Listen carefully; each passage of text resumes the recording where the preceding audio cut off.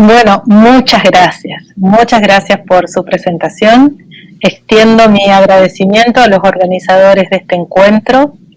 Para mí es realmente un placer estar con todos y todas ustedes esta mañana y un especial agradecimiento a Moisés Oliveira Sampaio, alguien por el que tengo mucho afecto y realmente lo considero no un discípulo, sino un excelente colega brasileño que dio, digamos, un paso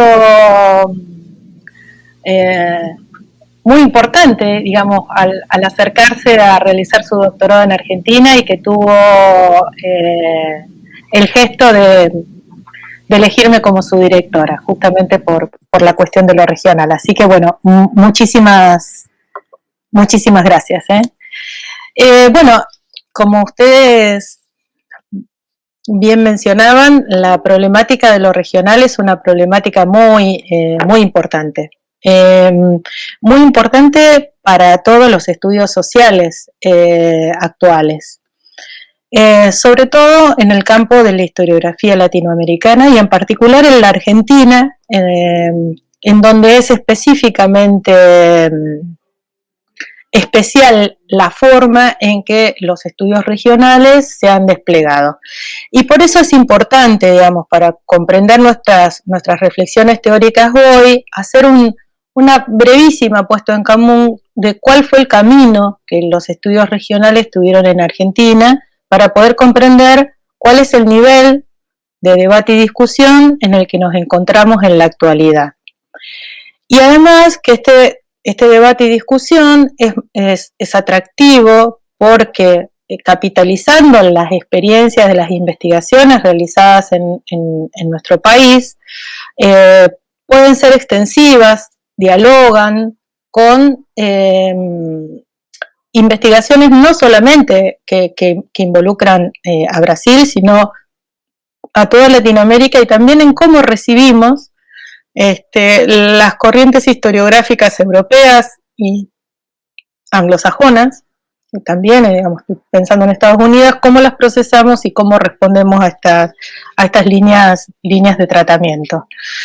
Yo siempre pongo un hito para hablar de los estudios regionales en Argentina, que es la recuperación de la democracia, es decir, el año 84. Pero esto no significa que los estudios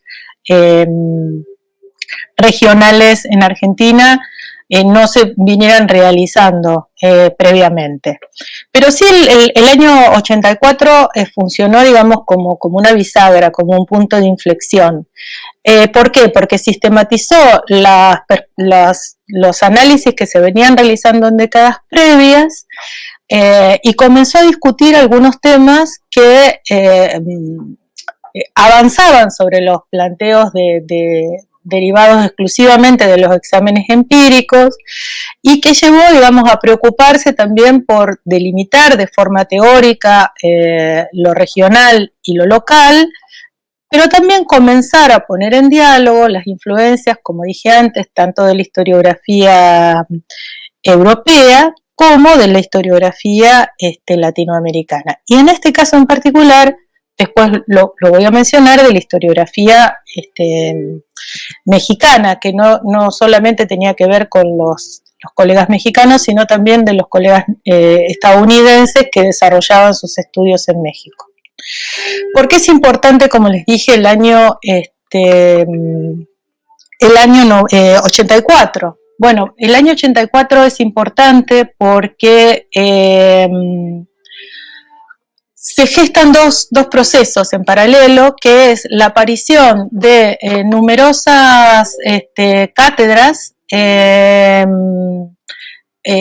con reformas de plan de estudio que incorporan a las currículas carreras, asignaturas destinadas a la historia regional, a la investigación regional, a los talleres de debate de historia regional. Esto es algo totalmente novedoso, es decir, no existía en las carreras en las carreras de historia de las universidades argentinas un fenómeno parecido tan sistematizado.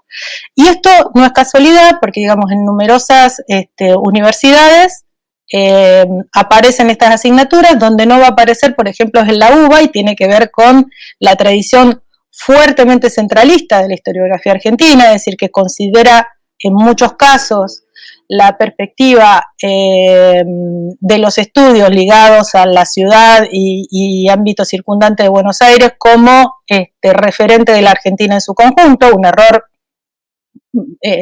muy común, que continúa teniendo mucha presencia, es decir, por la hegemonía en la construcción de conocimientos que ha tenido allí. Y otra cuestión que es muy importante, que es la aparición de grandes proyectos de investigación que se van a gestar en esta segunda parte de la década de 1980, que eran proyectos destinados a pensar la perspectiva de lo regional en clave nacional, pero digamos cuestionando estos supuestos sobre los cuales la historiografía argentina se había constituido hasta el momento. Esto no es menor, como les digo, porque marca un antes y un después y abre un ciclo de producción de conocimiento empírico que es fundamental para poder pensar y evaluar, digamos, la importancia de la perspectiva de lo regional en el horizonte actual de la Argentina.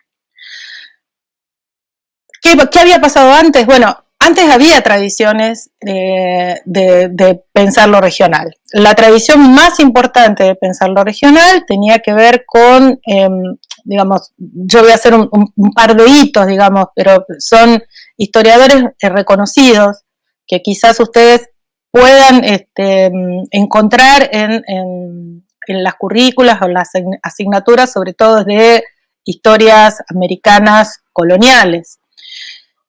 Carlos Sempat Asadurian, que es un historiador cordobés, que todavía vive, es decir, es una persona de mucha edad, pero sigue estando activo. Comienza sus estudios alrededor de la perspectiva regional ya en los años 1960. Él era un docente de la Universidad Nacional de Córdoba y va a sufrir los embates que va a sufrir la Academia Argentina, es decir, no solo la de la dictadura de 1976, sino los embates previos de la dictadura de 1966, que deja diezmada a la Universidad Argentina ante una renuncia masiva de docentes. Bueno, eso es parte de nuestra historia, digamos, no me voy a detener en ello, pero sí hay que pensarlos como acontecimientos que funcionan como cortes muy profundos, como heridas dentro del recorrido historiográfico, académico, universitario de nuestro país. ¿Sí? Porque este corte del año 66 no va a involucrar solamente al campo de las ciencias sociales, sino que va a ser un corte que va a llegar a todas las áreas universitarias. Hay una renuncia masiva de docentes que es aceptada por el Poder Ejecutivo Nacional, y personajes muy importantes de la ciencia, entre ellos el que va a ser en el año 1982 Premio Nobel de Medicina como César Milstein, es uno de los que tiene que partir al exilio. Y en el campo historiográfico esto se repite muchísimo: Tulio Alperindongui, Carlos Sempat Asadurian, Alberto Pla, digamos, en esa perspectiva, digamos, de la historia latinoamericana, son cortes, es decir, que exilios internos o exilios externos. Bien, ¿qué es lo que hace Carlos Sempat Asadurian? Bueno, es el primero que va a decir que para poder pensar la circulación mercantil en la etapa colonial, siglo XVI, siglo XVII, siglo XVIII, hay que romper con esta idea de unicidad. Hay que pensar que estos espacios regionales, esta conceptualización del espacio, tiene que ver, digamos, mucho con las formas en que ese espacio económico se genera, y no solamente en cómo se configura a partir de la circulación mercantil, sino también cómo gesta relaciones sociales que permiten organizar un espacio que es diferente a las estructuras administrativas del momento. eso que va a elaborar Carlos Empa Casaduria desde el año 1964 se va a plasmar finalmente en un libro de 1982, ya instalado en México y desarrollando su actividad en México, por cierto, y va a tener un impacto muy grande, muy grande en la historiografía, sobre todo colonial, latinoamericana y también argentina. Pero hay otro supuesto que es que se va a retomar en los estudios regionales del 80 en adelante, que va a tener que ver con la cuestión del Estado, digamos, la cuestión del Estado y la cuestión del Estado, la construcción del Estado nacional. Para nuestra historiografía, la historiografía del siglo XX, es decir, hasta los 80, la cuestión del Estado había sido central, tanto para la historiografía liberal, como la que se da en llamar historiografía revisionista, como lo que se gesta en la segunda posguerra, pero sobre todo desde fines de los años 50 en adelante, años 50, 60, que es lo que se llama la renovación historiográfica.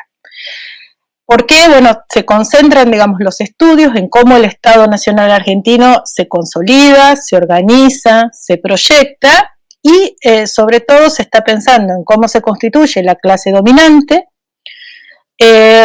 cómo se organiza un mercado interno y un mercado externo, y también cómo se desarrollan las relaciones sociales al interior de este modelo.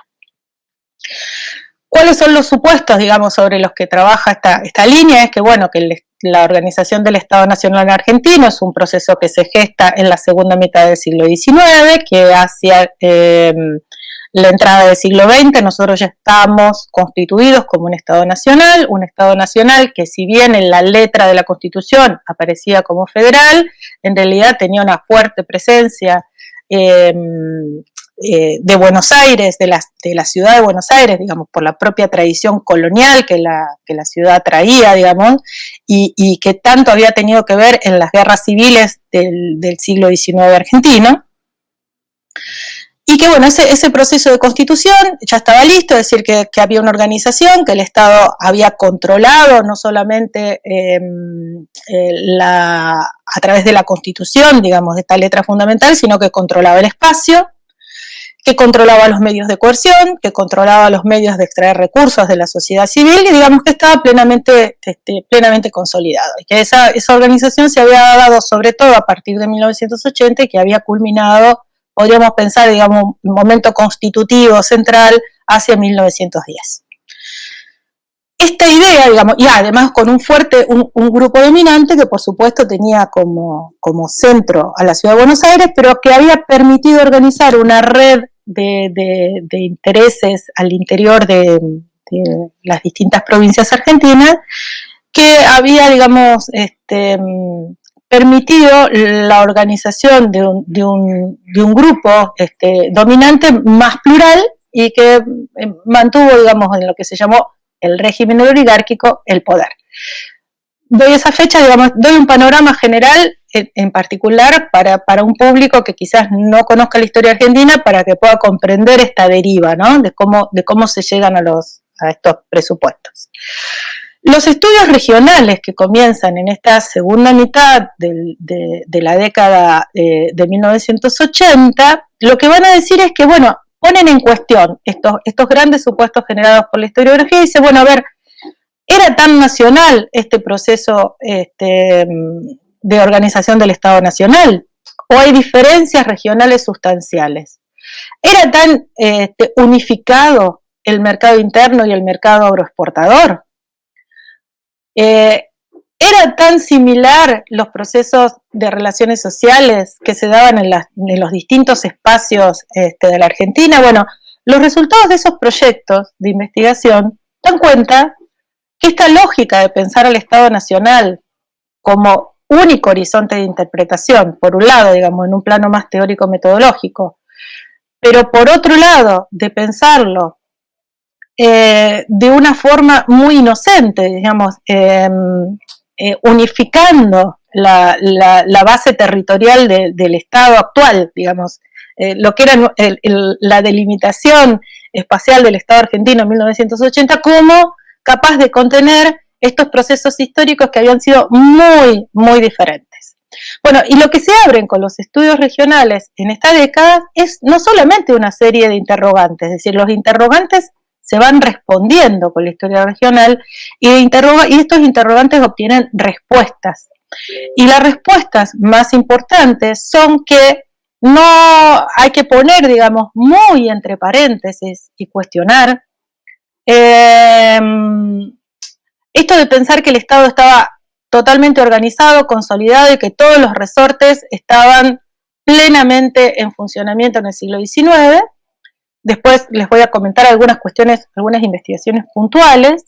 Otra es ver cómo estos grupos, digamos, cuestionar que los grupos dominantes no estaban organizados de arriba hacia abajo y que el grupo que se consideraba nacional en realidad era un grupo porteño, como nosotros le llamamos al grupo de la ciudad de Buenos Aires, con una fuerte implantación multisectorial, y que además las realidades de las relaciones sociales no eran unívocas, sino que eran muy diferentes, y no era lo mismo pensar las tramas de las relaciones sociales en los grandes centros urbanos, como Buenos Aires, Rosario, Córdoba, con otros centros mucho más dispersos, más lejanos, y con los espacios rurales, y en espacios además que habían recibido la falsa calificación de desiertos, en comillas desiertos, desde, digamos, por las publicaciones y por las interpretaciones derivadas desde la segunda mitad del siglo XIX en adelante. ¿Qué es lo que sucede? Bueno, vuelvo a la cuestión de investigación, es decir, hay supuestos muy fuertes de lo que es la región, y las influencias que se van a tener en estos primeros 80 van a tener que ver también con disciplinas como la economía, como la sociología y fundamentalmente de la antropología. La geografía va a estar también presente, pero bueno, esto es importante, y estos proyectos de investigación, como les dije, van a comenzar a cuestionar estos supuestos. Y van a comenzar a pensar de una manera diferente la cuestión de cómo interpretar los procesos, pero también de cómo pensar el espacio. Cómo pensar este espacio y cómo pensar, digamos, las definiciones alrededor de los espacios regionales y locales.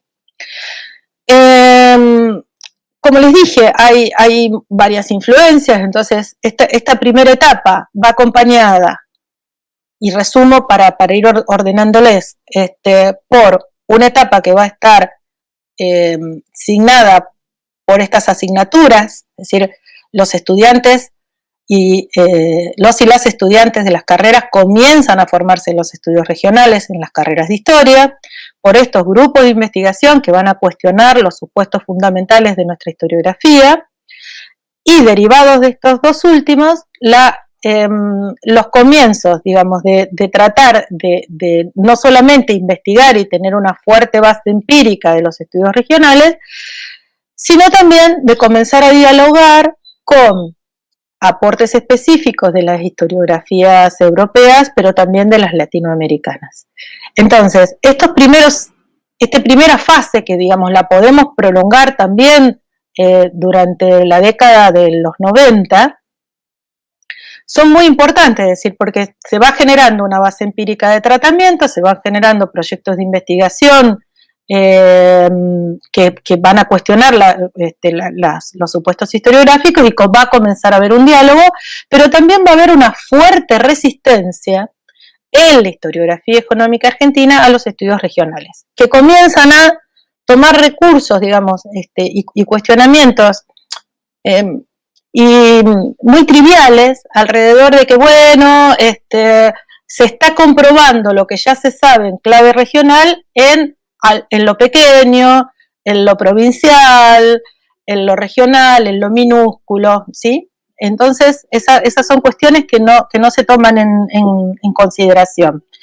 La segunda perspectiva que hay que tener en cuenta es que también desde la propia producción se comienza a pensar, bueno, a ver, ¿de qué estamos hablando cuando hablamos de lo regional? Cuando enunciamos retóricamente los alcances de lo regional, ¿qué es lo que sucede? ¿Qué es lo que pasa? ¿Qué es lo que nos invoca? Y bueno, en la búsqueda de ese camino, digamos, se comienza a dar un debate muy importante alrededor de lo que pusimos en el título de esta intervención, que tiene que ver con ver de cerca, verlo pequeño, verlo diferente, es decir, ¿cuál es la perspectiva metodológica con la que nos enfrentamos cuando realmente estamos invocando la cuestión de lo regional en nuestro campo? Y aquí ya me permito hasta salir de lo que es la historiografía argentina para poder pensarlo en una clave mucho más amplia. Le hago un breve resumen de cómo encararlo y después para pasar directamente a esta cuestión. Estos estudios que comenzaron en los años 80 pensaron mucho en la perspectiva de lo regional. Primero, en una delimitación territorial, yo diría más que territorial, con una dimensión administrativa, es decir, bueno, vamos a trabajar la provincia, vamos a trabajar la ciudad, vamos a trabajar la ciudad y su hinterland. Después una perspectiva de definición a través de cómo definimos nuestro objeto de estudio, y ese objeto de estudio nos permite avanzar sobre la definición de lo regional, es decir, el objeto define, es decir, bueno, yo voy a estudiar los procesos de circulación mercantil al interior de la conformación del mercado interno, y eso me define una región. Y después ya una preocupación mucho más metodológica, es decir, ¿de qué estamos hablando cuando hablamos de lo regional y cómo nos paramos para mirar los procesos? Es decir, la investigación regional colabora con la historia nacional, la investigación regional tiene mucho que ver con la perspectiva microanalítica que se gesta en la historiografía europea, sobre todo la de matriz italiana, pero también que va a tener mucha fortaleza en los estudios tanto franceses como españoles, pero también esto de ver lo pequeño, ver lo grande, digamos, y eso tiene que ver con la cuestión que nosotros concebimos como la escala, digamos, ¿cuál es nuestra escala de trabajo? Y cómo, parafraseando a Jacques Rebel, hacemos jugar las distintas escalas, es decir, cómo proponemos este diálogo escalar.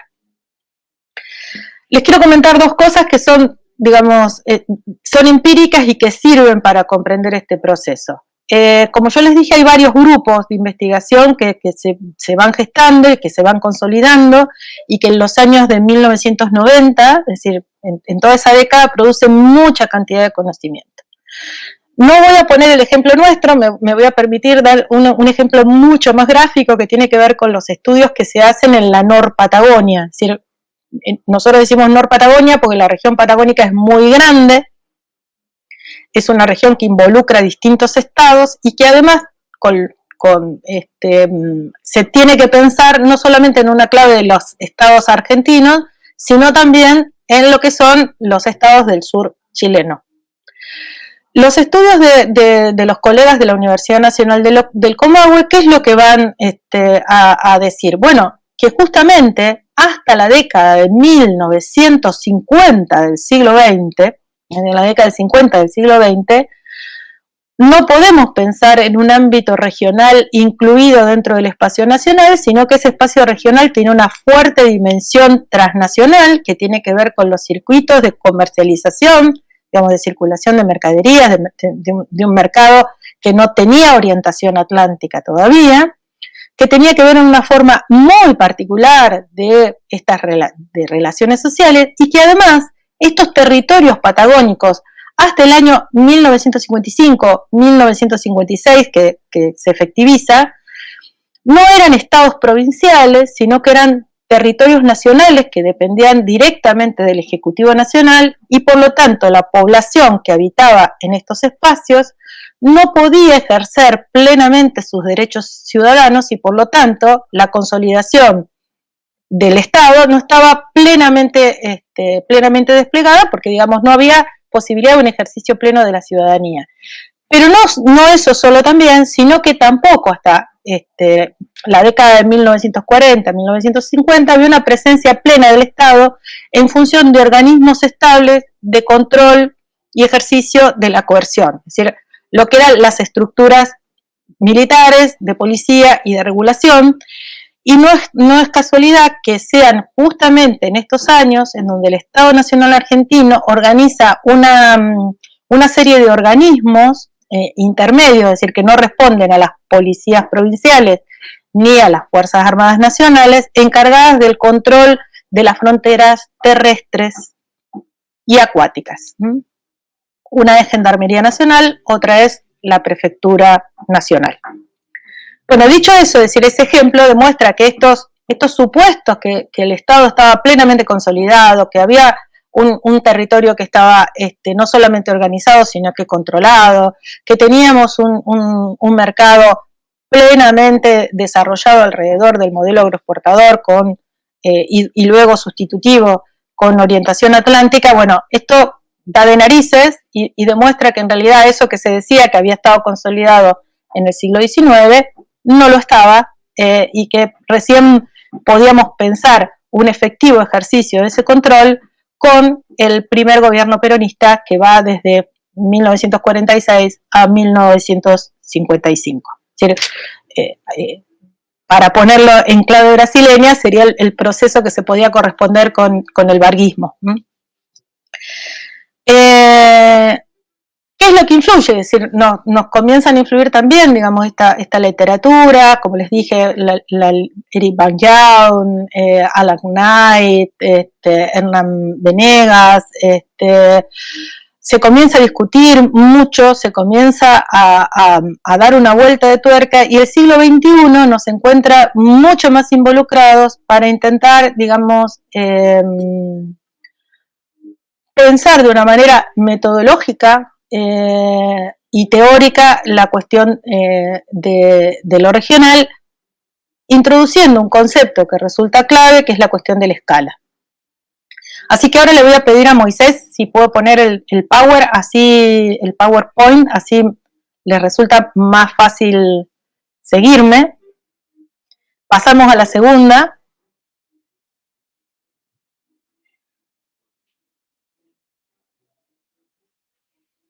Bueno, el problema de la escala. Como les dije, la cuestión de la escala, digamos, es bastante difícil detenernos en toda la gran producción que hay alrededor de la discusión de lo escalar, pero sí me gustaría, digamos, detenerme en algunas cuestiones que resultan fundamentales. ¿Podemos pasar a la siguiente, Moisés?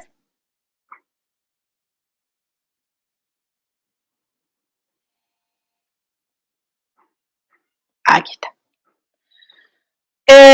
Bueno, justamente el tema de la escala no es una cuestión que solamente nos impacte a nosotros, desde los análisis regionales y locales de los estudios, sino que tiene mucho que ver con todo lo que es el despliegue de la historiografía y de la historiografía de estos últimos 30 años. Y justamente hay tres cuestiones que son fundamentales. La cuestión sobre lo micro y lo macro, la cuestión de la tensión entre lo global, lo nacional y lo regional y local, y la cuestión de lo pequeño y lo grande, ¿no? Que es lo nacional, de hecho, pensamos que puede ser grande, y la cuestión de lo local es pequeño, y eso es un error bastante común, y es un error grave para algunas investigaciones pensarlos en esa disyuntiva.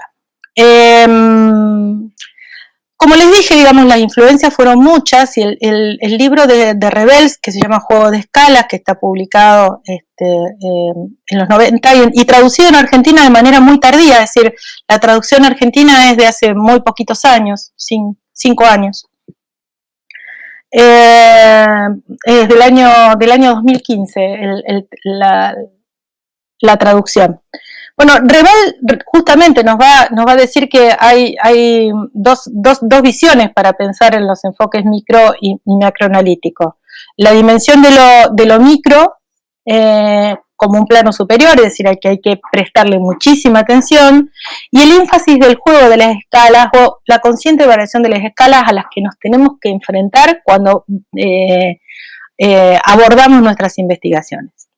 Y hay una cuestión que también es central, que no está en el Power, pero que quiero señalar ahora porque lo voy a tratar más adelante, que tiene que ver con el uso de las fuentes. Es decir, esta escalaridad también nos impone un juego diferenciado de cómo usamos las fuentes, ¿sí? Cómo trabajamos con la cuestión de las fuentes.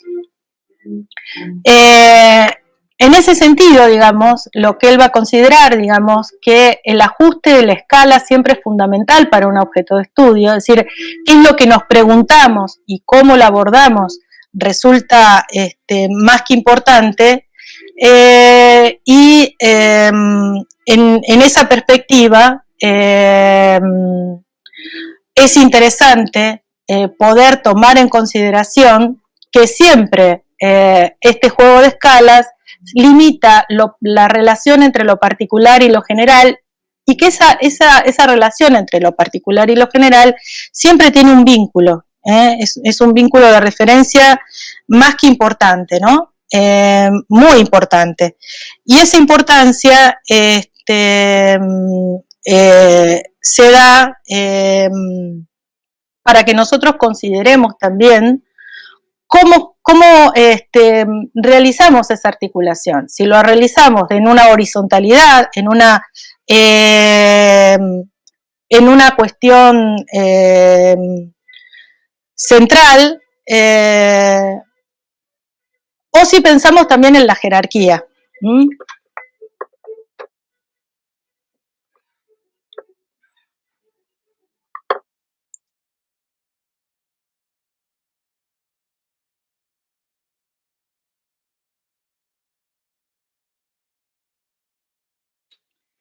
¿Podemos pasar a la segunda filmina?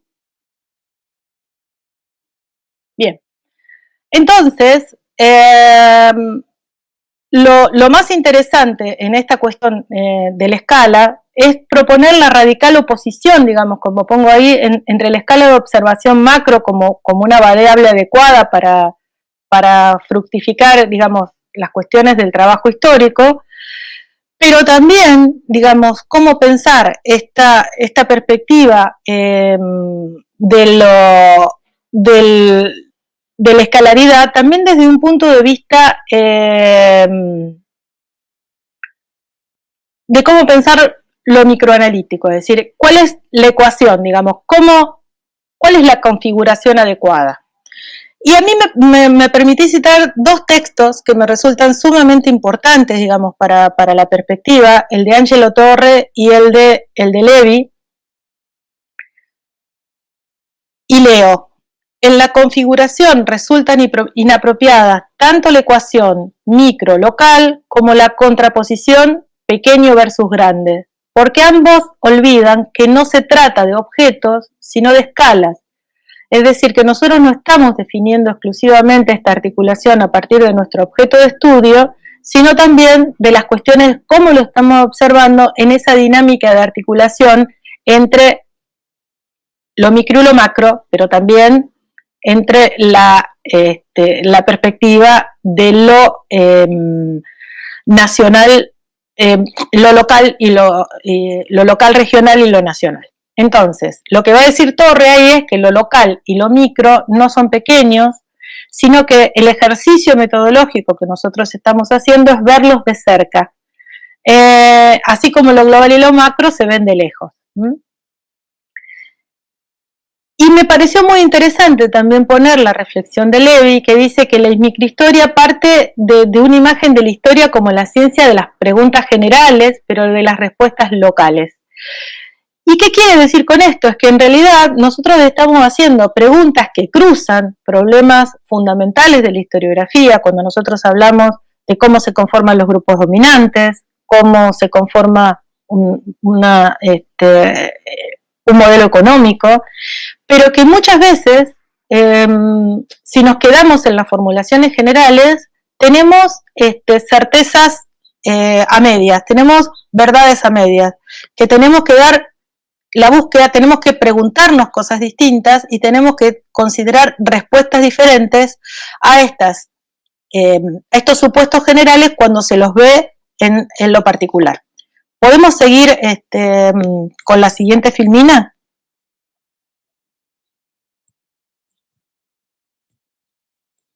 Bueno, pasemos, ese es el título, del espacio al lugar. Bueno, entonces justamente cuando nosotros estamos definiendo esta cuestión de lo escalar, lo que estamos viendo es que hay una elección metodológica, digamos, la idea de escala exige que justamente definamos la noción de espacio, y las historiografías que hacen referencia a lo micro y a lo macro utilizan categorías especiales, pero las preguntas que nosotros nos vamos a hacer en relación a esto es si las formas de ese espacio son comparables, y además si ese espacio va a estar conceptualizado a priori o si, por el contrario, va a responder a los resultados de la investigación.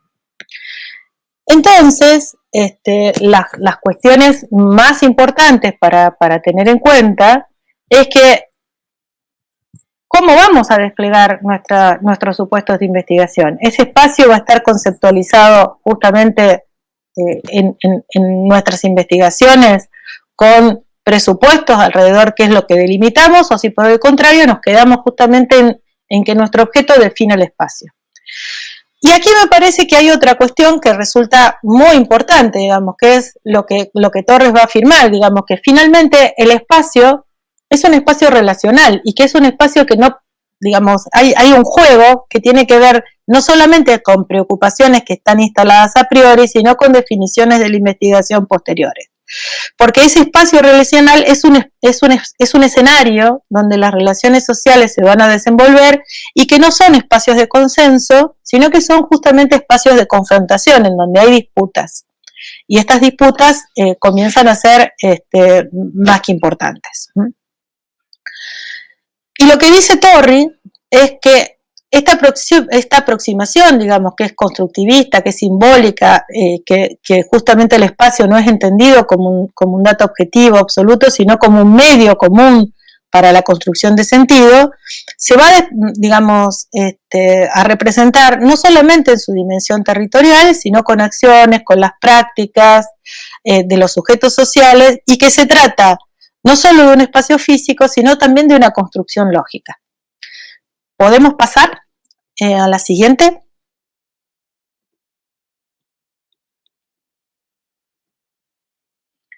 Bien, justamente cuando yo hablaba del lugar, digamos, otro gran microhistoriador que es Eduardo Grendi, ya fallecido,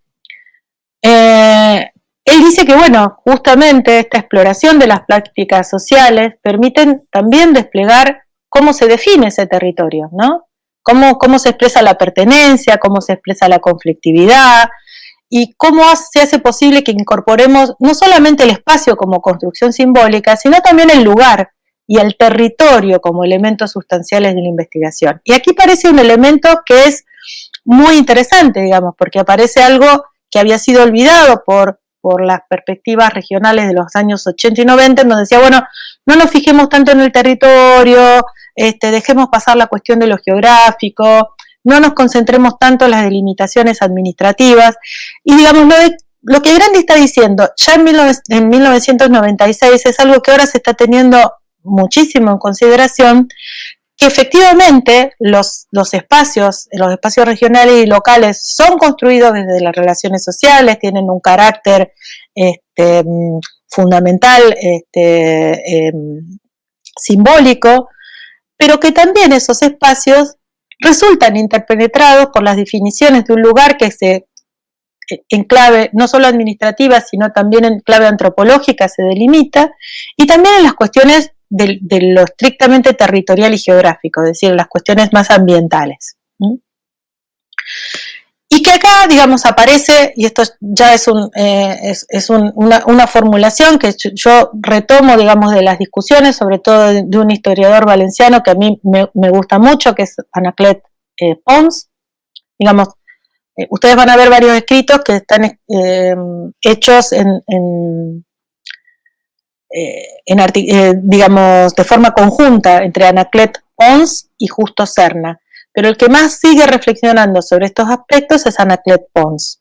Entonces, la cuestión del término lugar, digamos, que el lugar no designa exclusivamente un punto en el espacio, sino que justamente los lugares se convierten en escenarios de interacción y que además estos espacios son esenciales para explicar toda la contextualidad. Es decir, que el lugar, de alguna manera, estaría profundamente vinculado a las definiciones de espacio y que el lugar también estaría incorporado a las cuestiones ligadas a la perspectiva de las escalas. Si podemos pasar al siguiente Power. Y esto también nos lleva a pensar en algo que es que se introduce de manera muy sugestiva desde la historia global, que es comenzar a pensar en las unidades, ¿no? Es decir, cuando nosotros hacemos una investigación, digamos, y introduzco algo también de esto de la historia global, ¿no? Porque por ahí no. La historia global ahora como que está más activa en los medios latinoamericanos, pero en realidad es una perspectiva que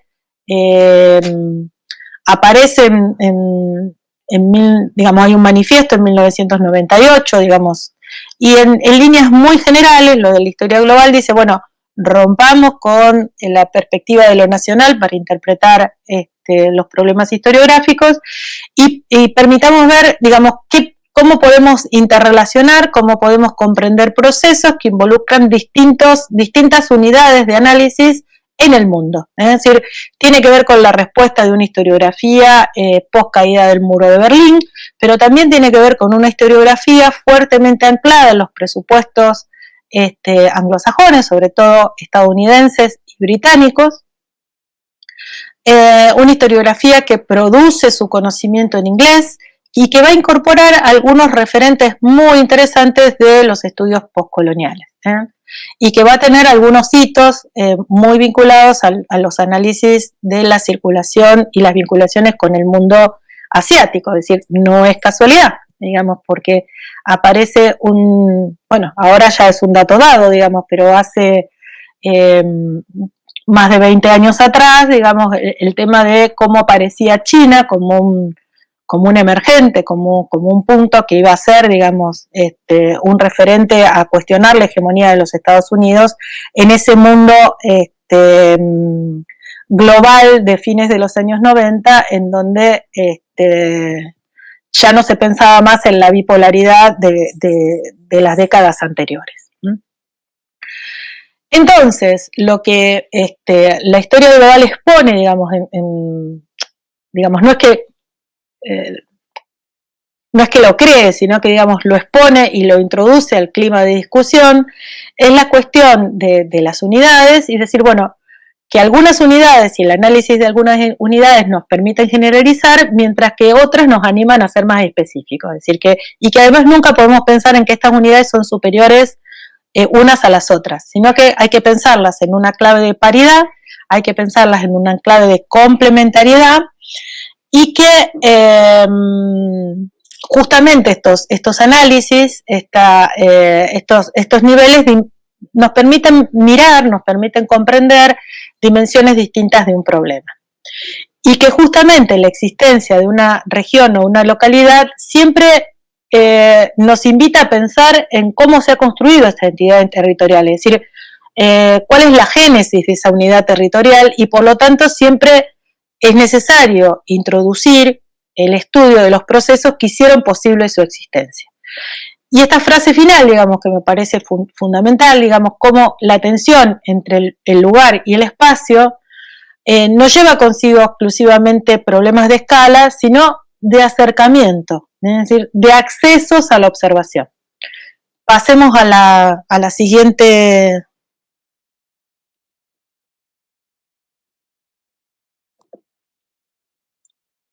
A ver, acá está. Bien.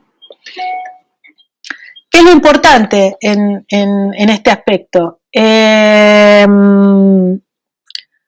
Justamente, como yo les decía, estos dos historiadores valencianos, lo que ellos se dedican mucho al análisis de la microhistoria, pero además tienen un análisis empírico muy fuerte realizado sobre los estudios valencianos. Tienen un trabajo muy lindo que se llama La ciudad extensa, que es un texto de hace muchos años, pero es muy atractivo. Y justamente lo que ellos van a decir que si se opta por una escala, digamos, de análisis, es esa opción es la que elegimos para tener resultados más significativos. Pero no significa que al usar una escala, distintas escalas, siempre tratemos cosas diferentes, sino justamente porque lo que el historiador no captura, no se apropia, sino que siempre va a representar. Y justamente lo que ellos hacen énfasis y se retoma muchísimo en esta cuestión de lo escalar, es que cuando uno investiga procesos localizados,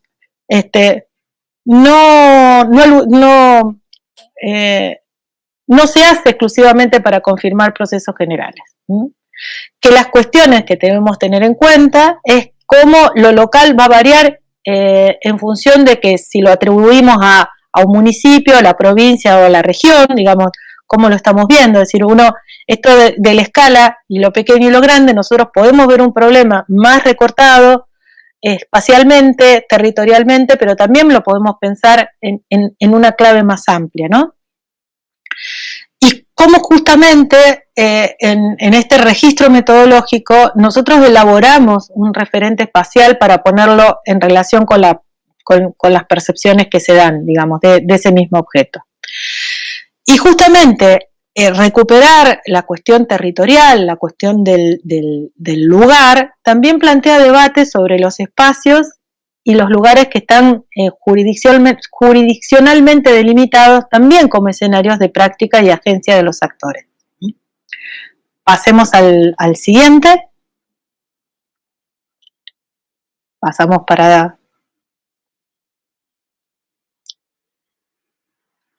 Pasemos al siguiente, que este es el título, así van viendo los contenidos. Y esto justamente, voy a ser muy breve, aquí vamos a pasar rápidamente, es decir, por qué, y un poco historizarlo, digamos. La cuestión de la crítica, digamos, a las historias nacionales, a la historia total, tenía que ver justamente con la reducción de los límites geográficos, digamos, y entonces esta discusión de menor extensión, mayor profundización, hacía que justamente para poder tener un conocimiento histórico más importante se debían restringir los objetos de análisis. Y aquí aparece lo que les comentaba, digamos, solamente, digamos, reduciendo el objeto de análisis se pueden dominar la fuente y conseguir una comprensión, si no completa, bastante exhaustiva del tema de investigación.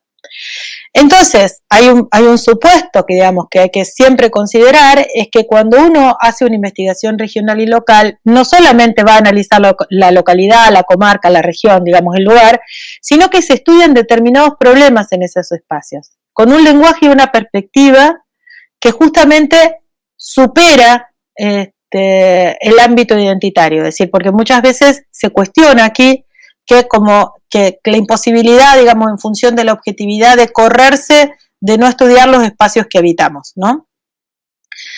Y hay otra cuestión, digamos, que es fundamental, que lo local y lo regional también están ajustando ese nivel de observación y de práctica, ¿no?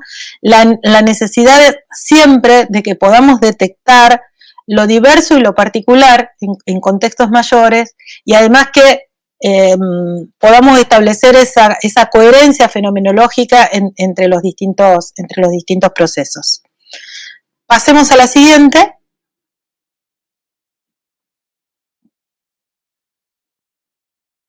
Bueno, esta pasémosla porque, digamos, tiene que ver con lo que ya vimos de lo global. Ustedes van a disponer del Power, así que lo pueden ver sin ningún tipo problema, digamos, esto como la historia global va a reivindicar con mucha fortaleza la cuestión de los estudios locales, justamente porque remite a las interacciones y a las transformaciones de las unidades espaciales que se vinculan, porque justamente la historia local va a estar pensando en las relaciones, las interacciones, las interdependencias suprarregionales y transfronterizas, es decir, que la historia global retoma algunos supuestos clásicos de la historia regional de décadas anteriores, y justamente, y esto sí es importante señalar, digamos, porque también van a tomar en consideración las narrativas que explican la organización del mundo en centro y periferias, ¿sí? Esto es interesante, digamos, porque también permite comenzar a pensar cómo se organizaron las historiografías nacionales desde esta perspectiva de centro y periferia. En el caso de la historiografía argentina, el centro, Buenos Aires, la periferia, el resto del país. Y lo interesante es que lo global en esto, digamos, no es la suma de los infinitos locales, sino que justamente lo que tiene que ver es en la interacción, la transformación, la perspectiva de cómo, de la dependencia, de la articulación existente entre los distintos espacios. Pasemos al siguiente. ¿Cuáles son las críticas, digamos, que nosotros tenemos que tomar en consideración, pero también capitalizar?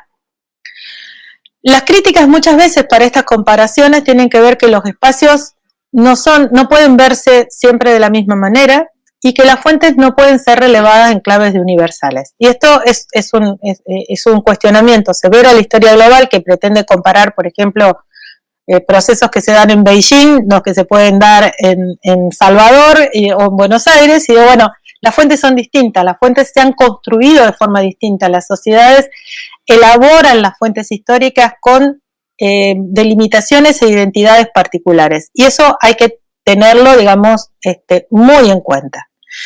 Y justamente lo que va a decir Cristian De Vito, dice que cuando uno solapa de manera irresponsable, va a decir, el nivel de análisis micro-macro con la extensión espacial de la búsqueda de lo local y lo global, y hay que tener bastante cuidado y hay que ser capaces de comprender las estructuras y el nivel microanalítico. Es decir, esto es un cuestionamiento de la historia global, pero ¿qué sacamos de la historia global para poder pensar lo regional? Bueno, la cuestión de que lo local adquiere relevancia, que lo local puede ser iluminado a través de algunos problemas, que las fuentes son particulares y que nos permiten un análisis de problemas también muy particulares. Es decir, que no es lo mismo analizar, digamos que podemos comparar procesos, pero que no es lo mismo analizar esos procesos en clave individual en distintos espacios. Pasemos a la siguiente filmina. La siguiente. Bien. Y ya, digamos, para ir cerrando, digamos, hay una frase que yo coloqué ahí que me gusta mucho, que dice que el metro, digamos, la medida, está en la del historiador o historiadora que hace la intervención, no en el sujeto, en el actor histórico. Entonces, la definición de la escala, la delimitación del objeto, el compromiso contextual, la conceptualización adecuada, la instrumentalidad metodológica sobre el uso de las fuentes deben ser un ámbito justamente donde plantear la investigación y que se define el tema del espacio y del lugar. Y lo que les comentaba, las fuentes son un punto muy sensible, porque no solamente es la cantidad de material que podamos procesar, es decir, cuando nos abocamos a algo local, regional, tenemos un cúmulo más importante de cuestiones, sino también el modo en que nosotros vamos a leer esos documentos. Y acá hay algo central, los espacios y los lugares dotan de sentido a la fuente, las hacen hitos para comprender los procesos, comparar eventos y establecer secuencias de sentidos. Es decir, cuando nosotros decimos hay políticas de archivo, específicas de algunas regiones, en donde de manera gubernamental se decide conservar algunos materiales y destruir otros. Eso es una política, es decir, el espacio, las decisiones de los actores de ese espacio están diciendo qué nos dejan para el trabajo historiográfico y qué destruyen, ¿no? Y también que esas fuentes son leídas a través de unos anteojos, unos cristales, digamos, que imponen medidas para pensar y para presentar la información. Y que además las fuentes también son leídas en términos con límites que son lingüísticos y culturales. Y la cuestión de la perspectiva de la escala, del espacio y del lugar también imponen referencias que son fundamentales. Es decir, que ese ejercicio metodológico de la escala para poder introducir la cuestión de lo regional está muy vinculada al uso y a las consideraciones metodológicas de ese uso de las fuentes. Pasemos a la última. Bueno, y ya para ir cerrando, creo que por ahí me estoy pasando un poquito de tiempo, pero esto de pensar que cambiando la escala no se ven las mismas cosas más grandes o más pequeñas, que cuando uno cambia la escala se ven cosas diferentes. Pero que tampoco se puede enunciar simplemente que hay una reducción de escala de observación, que cuando uno dice, bueno, esta famosa metáfora del microscopio, ¿no? Ese microscopio que concentra la mirada sobre un problema, sino que en realidad hay encadenamientos diferentes que configuran y encadenamientos y contextualidades propias de las causalidades históricas que involucran de manera diferenciada estos aspectos. Y yo puse una frase final de Levi que me gusta mucho, que cuando nosotros hacemos historia, y lo hago y me permito la licencia de tomar las palabras de Levi para pensarla para los estudios regionales y locales, que no es nada más y nada menos que volver a dar sentido a una narración del pasado múltiple, que no es lineal y que no es exclusivamente fáctica, ¿sí? Que tenemos que pensar en esa multiplicidad y que además siempre tenemos que dejar las puertas abiertas a lo metodológico, no encerrarnos y saber que toda nuestra producción de conocimientos va a ser perfectible, que la elaboración de nuestra información como un dato de verdad, como un dato verdadero, es en el momento que lo estamos produciendo, pero que eso siempre es puesto a disposición de nuestro campo disciplinar para ser evaluado, pero también que así como abre puertas, también va a suscitar críticas y transformaciones que hacen posible justamente poder complejizar nuestra mirada sobre los problemas históricos. Bueno, y los dejo y abro las preguntas.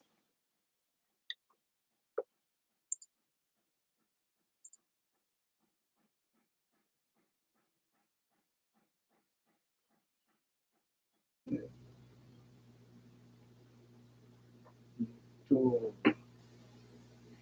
elucidativo, mas ao mesmo tempo muito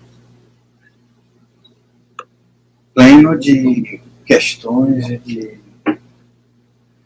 possibilidades de longos debates que o tempo não nos permite. Mas não sei, professora, eu não sei qual tem qual a edição de Herência Imaterial, não sei se foi assim que foi traduzido, mas foi a edição francesa, quer dizer, na edição francesa tem um texto fantástico do Revel, né, que aqui para o Brasil foi traduzido como, foi até literal, né? História ao resto do chão, Histoire au rez-de-chaussée, né? Na verdade, no Brasil eles acabaram fazendo uma tradução literal. Seria História do Subsolo, né? E esse texto de Revel, não sei se ele saiu por aí na edição argentina, mas ele faz, que acaba sendo a apresentação da obra, né? E ele faz uma longa explanação sobre o que seria a escala, né? Escala de observação, escala. E aí, minha pergunta inicial seria: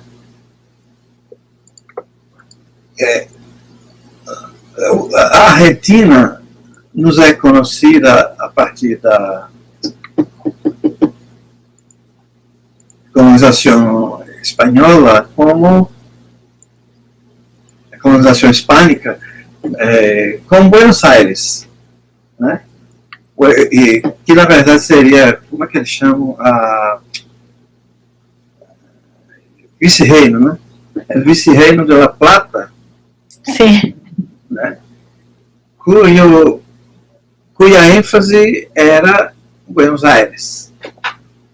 Rosário, Córdoba, Entre Ríos eram, né, apêndices de Buenos Aires.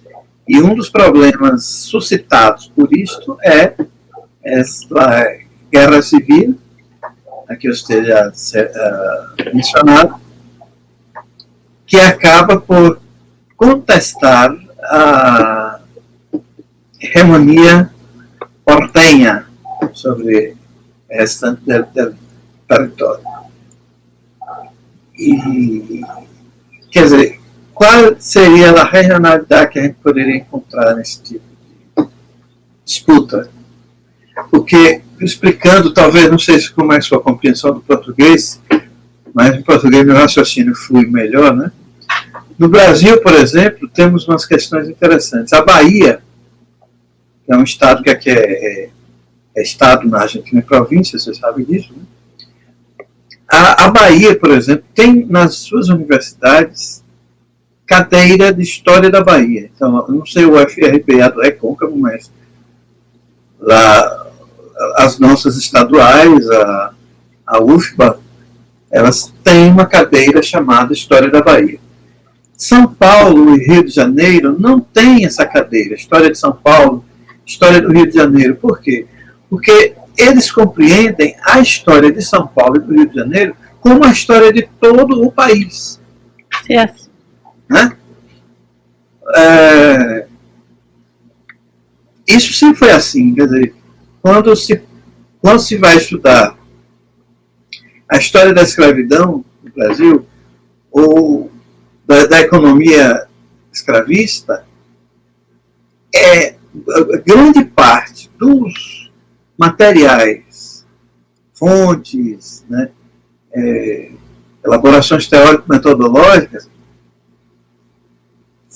tem seu ponto de partida no Rio ou em São Paulo.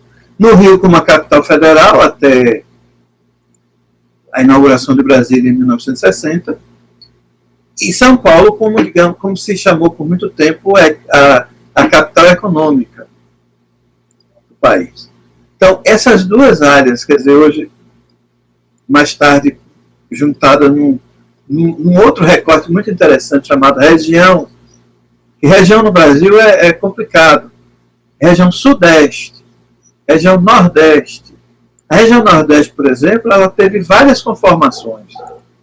A Bahia já esteve fora da região Nordeste.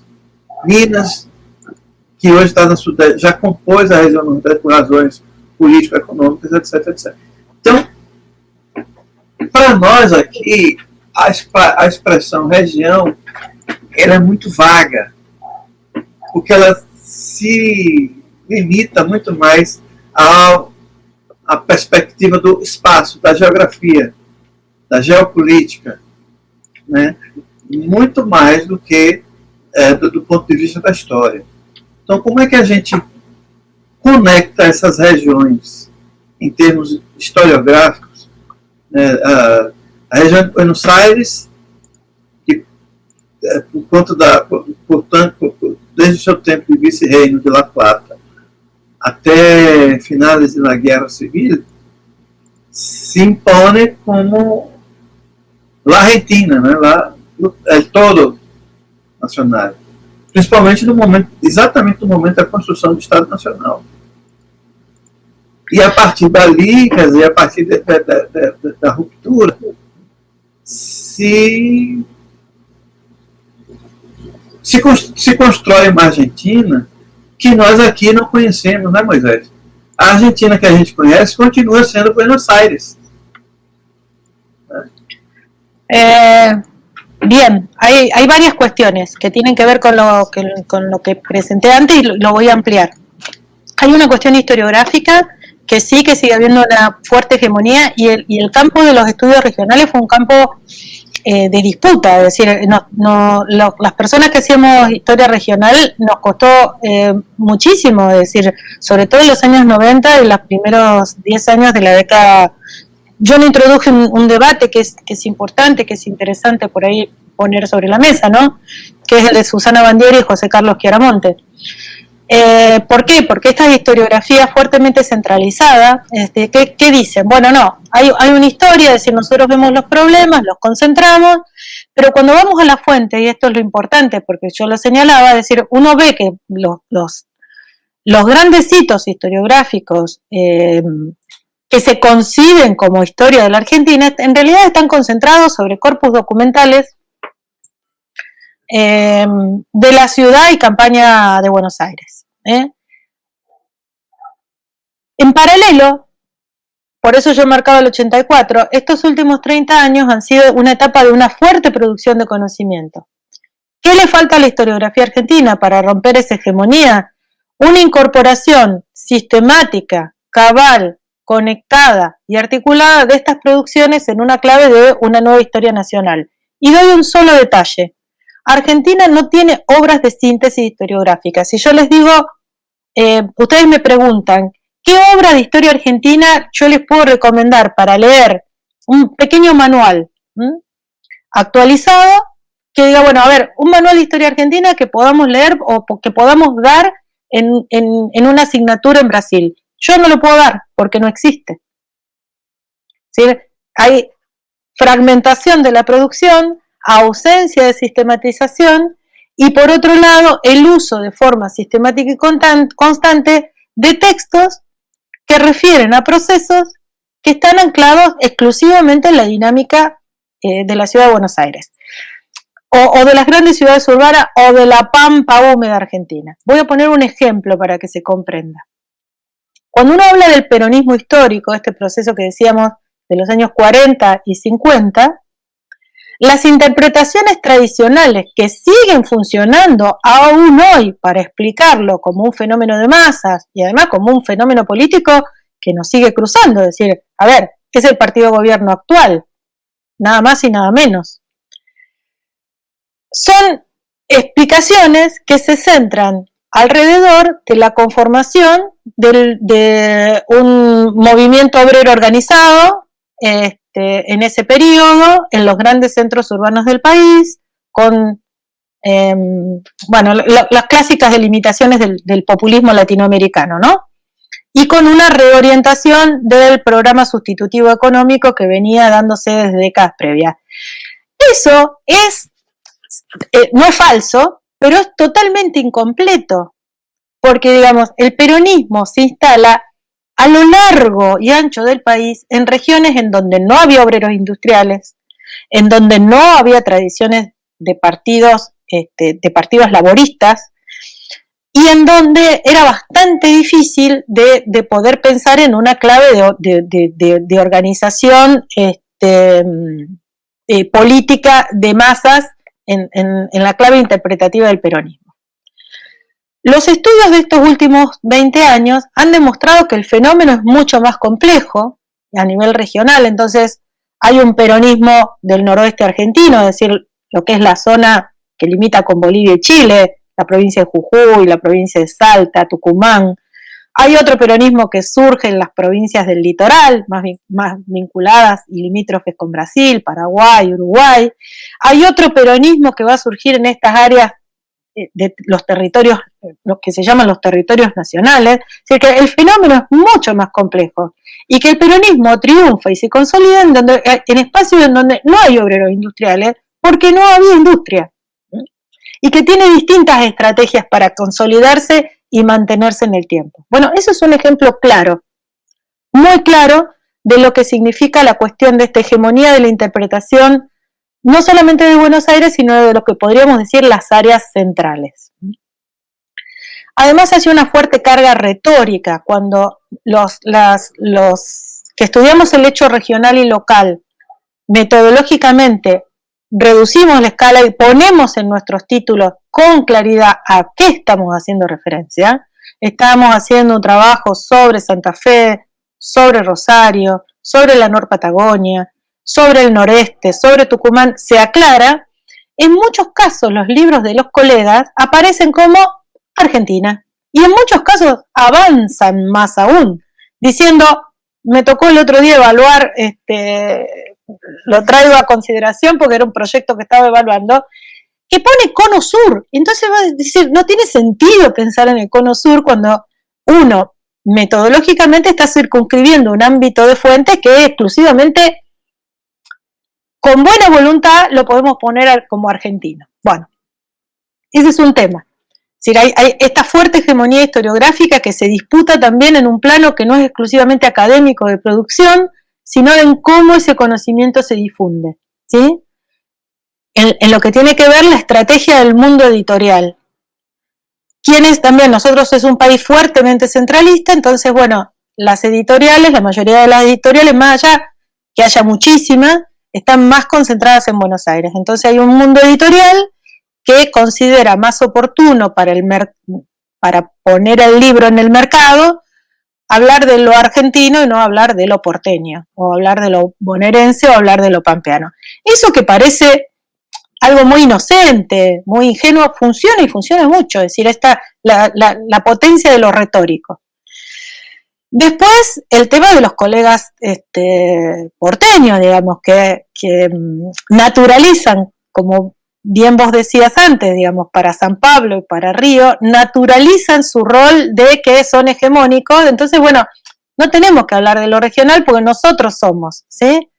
Y hay que iniciar una disputa, y es una disputa desde abajo. Por eso a mí me parece tan importante que el debate alrededor de lo regional se haga en esta doble entrada, se haga desde el lugar, se haga desde la reivindicación de los espacios, que no son solamente espacios como objeto de estudio, sino que también son espacios de representación, son espacios de identidad, son espacios de vida. Y desde la cuestión metodológica, es decir, la cuestión de las escalas, porque desde lo metodológico es la mejor arma que tenemos para confrontar y poder evaluar nuestros trabajos. Es decir, bueno, a ver, ¿qué escala estás proponiendo? ¿Cómo estás comparando? ¿Cómo se está sumando esa producción de conocimiento?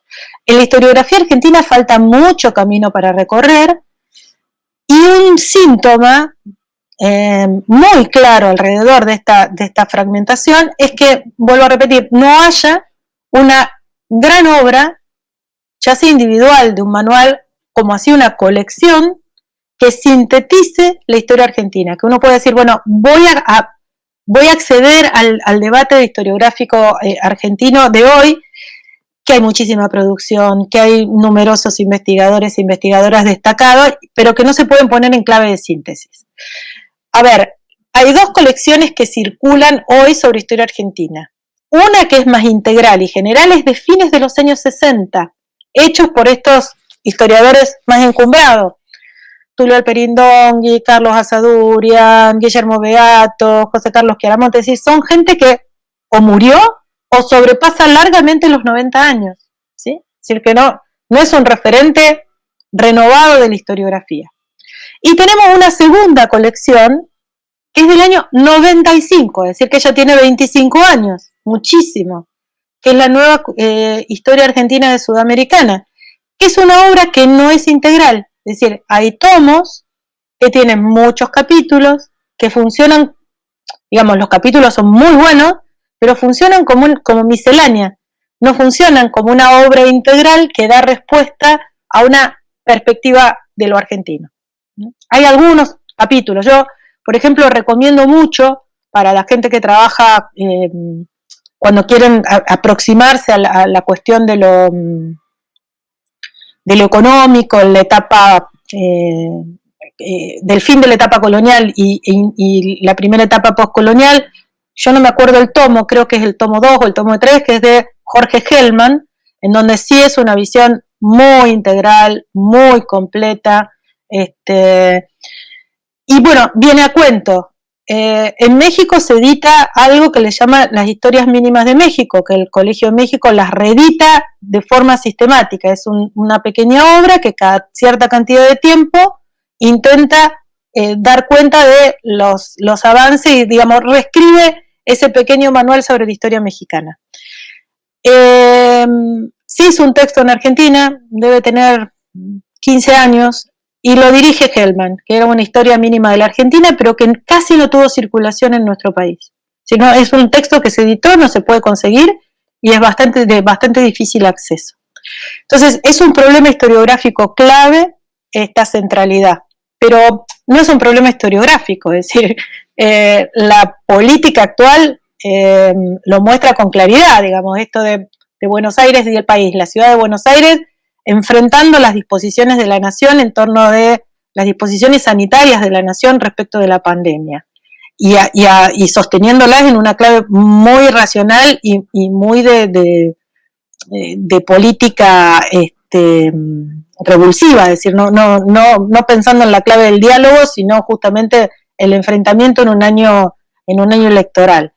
Y eso lo hace, pero bueno, Buenos Aires sigue teniendo esa potestad, digamos, no es un problema historiográfico nada más, es decir, es un problema que hace a la conformación también del Estado Nacional Argentino.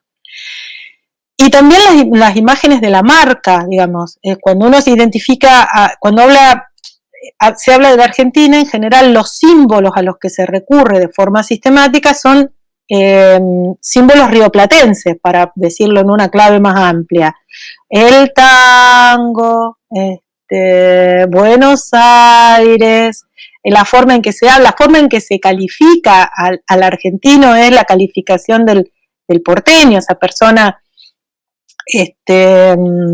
muy sobreactuada, en muchos casos prepotente, y que no es la realidad de la mayoría de la población argentina, todo lo contrario, es lo mismo que si a ustedes les dijera que son paulistas, es decir, es una dimensión completamente diferente.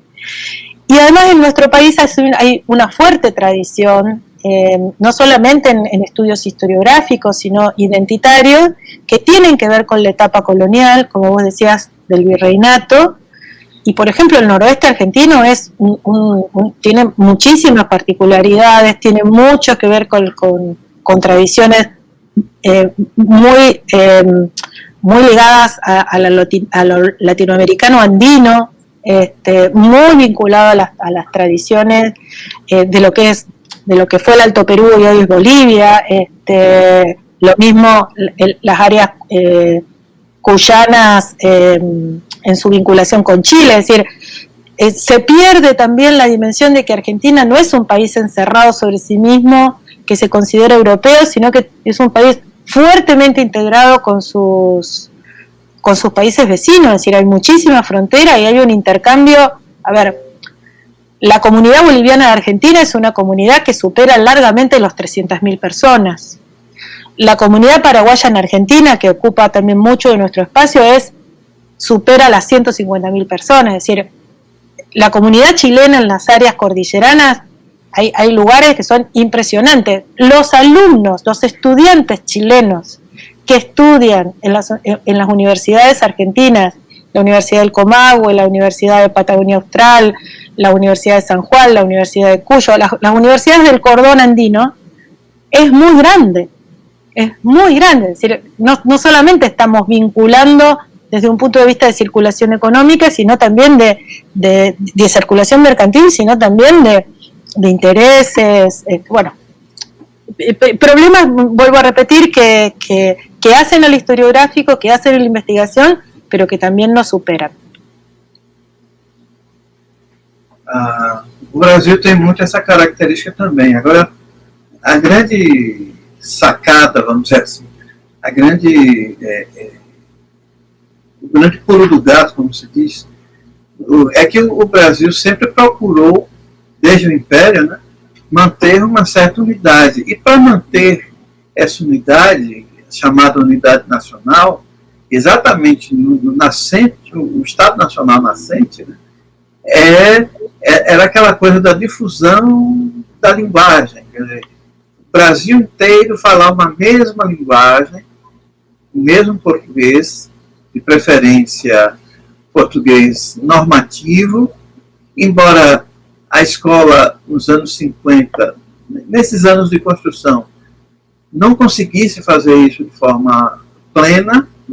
Aí vem o IHGB, Instituto Histórico e Geográfico Brasileiro, para fazer, uma espécie de condensação histórica, né, uma síntese, né, da história do Brasil, para que todos pudessem se sentir brasileiros.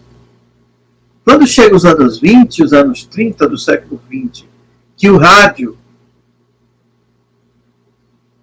que embora, digamos, pouco aparatoso, né, pouco desenvolvido, alcançava grande parte do território dito nacional, isso ficou mais fácil. A televisão consolidou. Os jornais e os livros, nem tanto por conta do altíssimo nível de analfabetismo, mas, de qualquer forma, a cultura do Rio de Janeiro e de São Paulo consegue penetrar muito fortemente no tecido social e fazer com que o brasileiro se pense brasileiro, mas a partir da perspectiva do Rio e de São Paulo. Né? Claro que à medida que a tecnologia avança e a televisão se perpetua, se desenvolve, né? Isso fica mais tranquilo. O que destrói isso por aqui um pouco, eu dizia a meus alunos essa semana, é o grande Hollywood. Não sei como o cinema norte-americano atuou na Argentina, mas aqui, para mim, eu que sou fortemente anti-norte-americano, né, para mim foi uma destruição cultural e identitária do ponto de vista bem clássico, dos valores que até então o rádio, o teatro nas grandes cidades, a escola. Vocês senhora tem alguma ideia? Moisés sabe disso? A ver, creo a ver si entendí bien. En Argentina el proceso de fuerte nacionalización es previo al de Brasil. Y hay dos cosas que funcionaron sobre todo de manera muy fuerte, que arrancan a inicios del siglo XX. Uno es la organización del servicio militar obligatorio, que no era solamente una consolidación de una, digamos, participación, tenía varias metas. Una era la elaboración finalmente de lo que van a ser los padrones electorales para poder pensar en un voto universal de varones para el momento y obligatorio, pero bueno, esos padrones funcionaban, digamos, para equiparar, digamos, y evitar las lógicas del fraude que habían sido las clásicas del siglo XIX. Bueno, en el siglo XX vuelven a ocurrir, en la década del 30.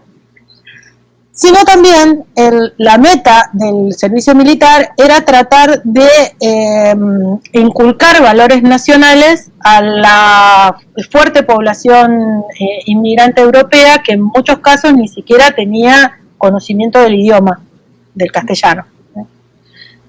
Piensen que la inmigración europea en las áreas centrales argentinas es importante, es decir, que llega a ser, por ejemplo, en las grandes ciudades, por ejemplo en Rosario, para 1895 más del 50% de la población era extranjera.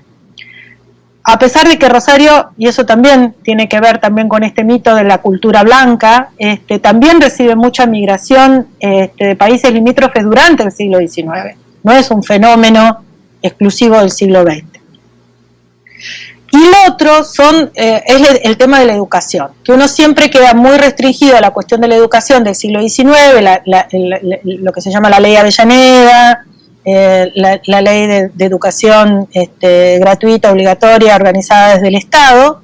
Eso tarda muchos años en consolidarse, pero el Estado Nacional lo va armando y sobre todo el movimiento que se genera desde 1910 con el festejo de los 100 años de la Revolución, de la Revolución de Mayo del 19, hay una fuerte carga nacionalista y eso se pasa a la organización de los contenidos escolares durante la década del 20, sobre todo 1920, 1930, que regulan de una manera muy férrea,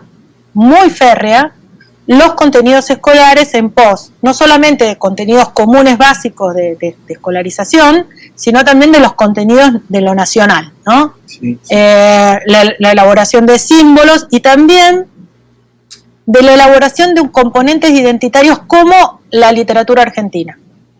Ahí aparecen figuras que ustedes quizás hayan leído, Ricardo Rojas, Lugones, Manuel Gálvez, que van a organizar y decir, bueno, a ver, Argentina tiene literatura y esta es la literatura. Entonces, por ejemplo, la gauchesca, digamos, el Martín Fierro, tiene que ver con esta consolidación, digamos, y además no solamente lo va a consolidar estos grupos que son conservadores, sino también lo van a consolidar las vanguardias. Sí. Porque la revista Martín Fierro, que es una revista de vanguardia, que yo no me acuerdo específicamente el año, pero que es de los años 20, en donde va a estar Borges, va a estar Nora Lange, digamos, no podemos decir que son una vertiente tan conservadora como la de Rojas o Gálvez, también van a reivindicar el nacionalismo a través de la lengua.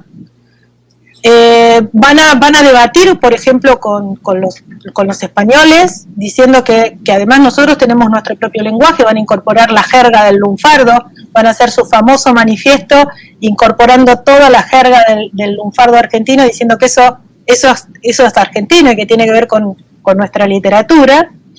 Y estamos hablando de un personaje como Borges, que es profundamente europeo, que, digamos, tiene toda una trayectoria de lectura, que se formó en el idioma inglés. Estamos hablando de Victorio Campo, que su primera lengua es el francés.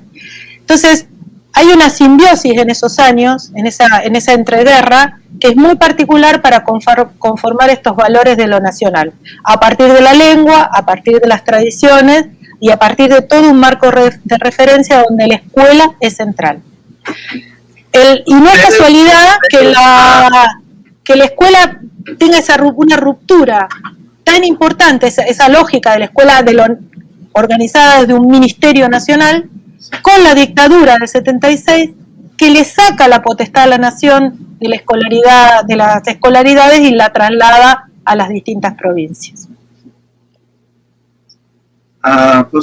Usted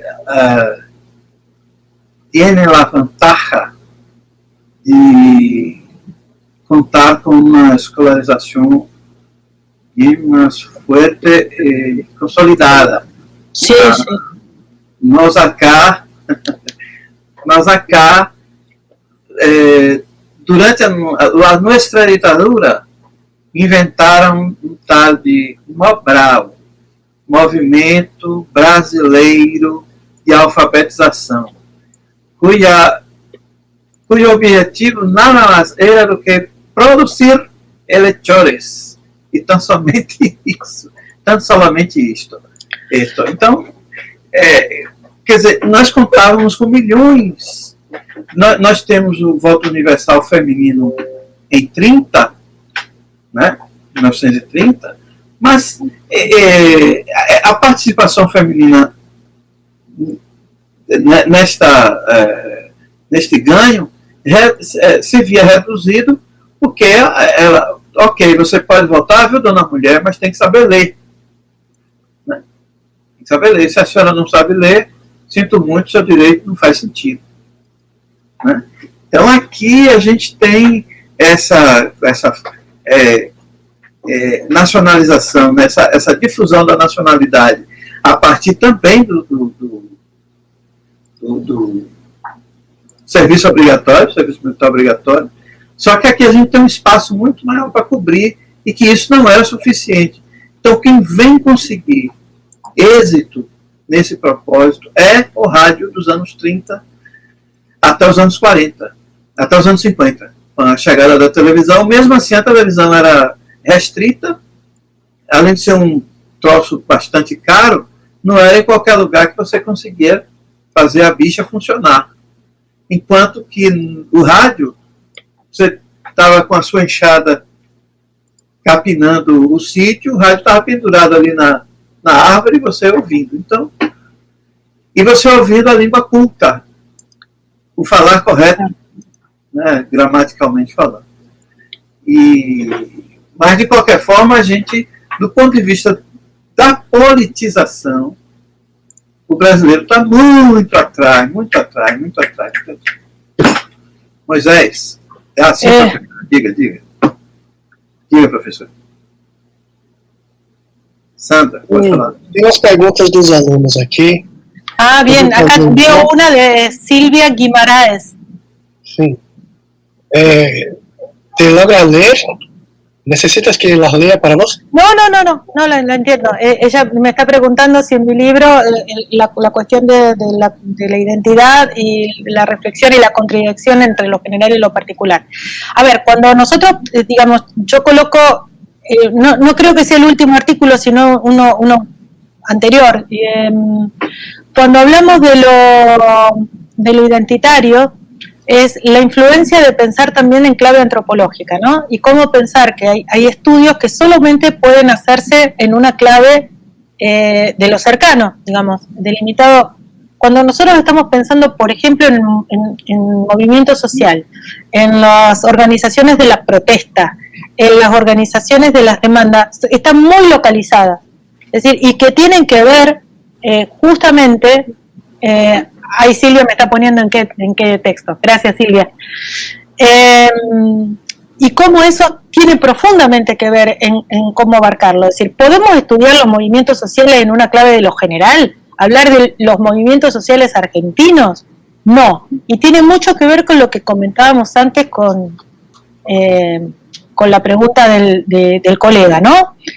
¿Por qué? Porque las formas de la manifestación social, de la participación en el espacio, estos trabajos que son más a ras del piso, que hablan más del conflicto y de las relaciones, solamente se pueden ver en estos espacios. Es decir, nosotros, un análisis referido a los movimientos sociales en Argentina implicarían una profundidad analítica de ver qué sucede en distintos espacios y después poder tratar, digamos, poder hacer una puesta en común de estos procesos para ver comparativamente cuáles son las diferencias y cuáles son las similitudes. Pero hablar a priori de un movimiento social argentino es muy complejo. Por eso la cuestión de lo identitario es un buen ejemplo para pensar la tensión entre lo particular y lo general. Cuando uno generaliza, elige algunos ejes sobre los cuales generalizar y elige también problemas que son capaces de poder explicar en términos generales. Pero hay otros fenómenos que solamente pueden ser analizados en una clave más cercana y que exigen una tarea de investigación que podría decirte que ni siquiera debe ser individual, sino que debe ser una tarea colectiva, es decir, que implique grandes programas de investigación que permiten, que hagan posible que se pueda llevar adelante una producción de conocimiento estable en el tiempo. ¿Respondí, Silvia? A mí sí. Hay una otra pregunta en acá que es... eso es muy... Hay una discusión sobre tus textos y creo que este libro que fue dicho es Más allá del territorio. Sí. Es un poco más antiguo. Es una pregunta que se pregunta cuál es la distinción entre la historia regional y la microhistoria y cuáles serían las similitudes y dónde dialogan. Bien, hay, digamos, la cuestión del diálogo tiene que ver más que pensar en lo microhistórico, pensar en lo microanalítico. Esa es una cuestión que es bastante interesante de colocar, digamos. Esto de pensar en lo micro más en la clave de la escala de análisis, cómo concentrarnos, es decir, pensar en esta frase que yo cité de Pons y Serna, es decir, cómo pensar el problema en. Eso lo microanalítico lo está mostrando, es decir, está diciendo, bueno, nosotros estamos viendo esta cuestión, estamos enfocando. Vieron que los microhistoriadores utilizan bastantes metáforas y son muy explicativas, es decir, la metáfora del microscopio, la metáfora de la red de pesca, la metáfora de la escala arquitectónica, bueno, hay un montón de artilugios metodológicos que los microhistoriadores imponen. Entonces, la cuestión de cómo analizar lo cercano, la cuestión de cómo trabajar con las fuentes, la cuestión de cómo pensar un problema que puede ser referido, digamos, que es importante en un plano general a nivel de lo micro, esas son contribuciones sustanciales de la microhistoria y el microanálisis. ¿En qué se separa la historia regional? Y me parece que vuelvo a las disquisiciones de Pons, que a mí me interesan mucho, es decir, volver a pensar en la clave del lugar y en la clave de lo territorial y lo administrativo, es decir, dar una vuelta, es como volver a un principio. ¿Por qué? Porque lo regional va más allá de la reducción, tiene que ver también en entender contextualmente dónde se elabora dónde se visualiza el problema a trabajar, y tampoco descartar las posibilidades de considerar al lugar como una delimitación que no es exclusivamente desde la conformación de un espacio socialmente construido, sino también en esta base territorial y en esta base administrativa. Y en eso creo que retoma algo de los aportes de Annals, un poco, y también de la historiografía marxista británica, ¿sí? En donde ambas cuestiones están debatiendo que la cuestión del espacio, el espacio del paisaje y también de las identidades, da cuenta de estos procesos delimitados. Eso me parecería que sería una diferencia que nos sustrae exclusivamente de las cuestiones microanalíticas, es decir, que hay que pensar también en una clave que tiene que ver con la delimitación territorial, administrativa y del lugar, esos espacios de copresencia. Y hay otra cuestión que me parece que la voy a decir ahora y no la tengo escrita y lo tendríamos que debatir muchísimo más en clave latinoamericana. Me parece que nosotros siempre estamos siendo muy influidos por historiografías europeas, o de los países centrales, para llamarlo de una manera no feliz, pero muy explicativa, y me parece que nosotros tenemos de ser capaces de poder referenciar cuál es nuestra propia experiencia y cuál es esta historiografía que nos permite pensar e interpretar nuestros propios dilemas historiográficos. Y me parece que en eso la historia regional responde más a las problemáticas constitutivas de las cuestiones latinoamericanas que exclusivamente la mirada microhistórica. ¿Sí? Hay una otra acá que es la delimitación del espacio para la historia regional es configurada desde las relaciones sociales del límite geográfico de los dos. De los dos. Esta es mi posición actual, de los dos. Porque, digamos, la delimitación de los límites geográficos también, digamos, y estoy hablando más que geográfico, también de las delimitaciones administrativas. A ver, nosotros podemos pensar, voy a dar un ejemplo argentino, y me preguntan si no lo entienden. Nosotros estamos mi ciudad está sobre el litoral del río Paraná, ¿sí? Un río que nace en Brasil y desemboca en el río de la Plata. Una principal vía navegable es la hidrovía por la que sale buena parte de la producción exportable de Argentina, de la cual vivimos, ¿sí? Argentina sigue siendo un país agroexportador, sobre todo agroexportador de soja y sus derivados, soja y aceite de soja. Los puertos hasta los años 90 eran puertos nacionales. Eso se rompe, esa estructura de puertos, los puertos se comienzan a privatizar, es decir, son compañías extranjeras, grandes exportadoras, se hacen propietarias de los puertos, pero además los puertos pasan a la órbita de los estados provinciales. es decir, que no hay una regulación nacional de los puertos. La regulación nacional está puesta en la hidrovía, es decir, lo que circula por ese canal fluvial, que es muchísimo dinero, vuelvo a repetir, es la producción general de la cual Argentina vive. Esa dinámica es diferente, ¿sí? Es decir, si nosotros queremos hacer un análisis de las exportaciones hoy, las podemos ver en una clave de exportaciones argentinas, es decir, pensando que la delimitación del espacio regional y sus relaciones sociales incluirían todo este gran espacio de la hidrovía del Paraná, que involucra, además, no solamente el Paraná, sino el Uruguay, involucra países limítrofes como Paraguay y como Uruguay, es decir, que ahí estábamos pensando un espacio transnacional, una región productiva, pero cuando tenemos que analizar los procesos que le dan en los marcos jurídicos, en cómo se paga impuestos, bueno, hay un escándalo alrededor de eso hoy, así que se puede sacar mucha información de los diarios. Lo territorial juega muchísimo, porque no es lo, para eludir impuestos argentinos, se superan las instancias de las provincias, se hacen toda una estructura de circulación de los cereales que tiene que ver con los marcos regulatorios de las administraciones y de los territorios. Entonces, ¿podemos pensar un problema en clave regional exclusivamente alrededor del espacio? Sí, algunos los vamos a poder resolver exclusivamente con ese marco, pero hay otros que necesariamente implican que consideremos el lugar como un marco fundamental. Entonces, volviendo a estos presupuestos, necesitamos coordinar estos referentes, porque hasta en la forma de que las fuentes se construyen y no son legadas, hay diferencias y eso tenemos que contemplarlo. Y además también tenemos que ser capaces de revisar estos supuestos y ser muy plásticos al momento también de plantear metodológicamente nuestras investigaciones.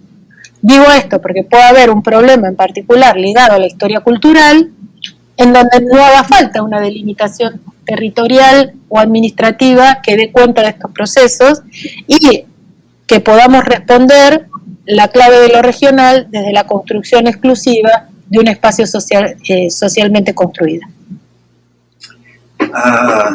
Há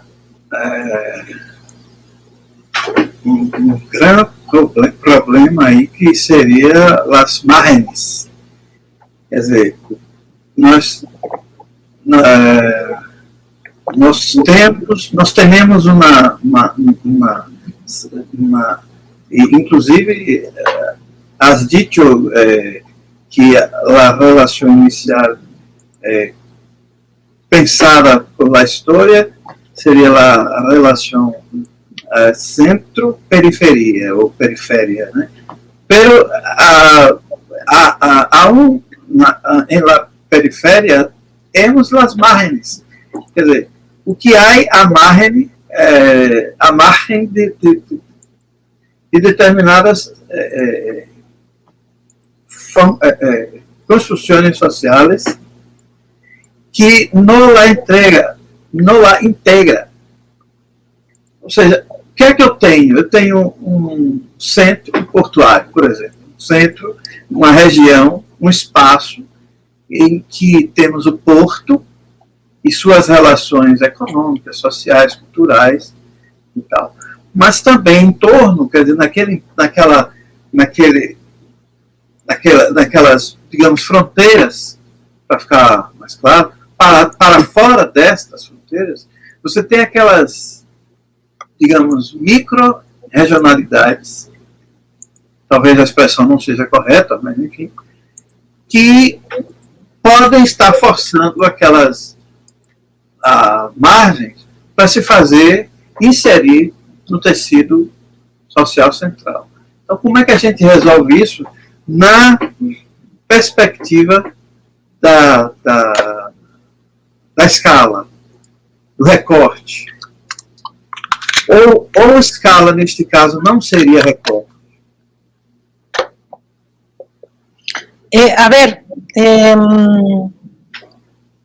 Primero me gustó mucho el término que utilizaste de microregionalidades. Es interesante porque, digamos, habla también de las diferencias sustanciales que se pueden dar al interior de una región.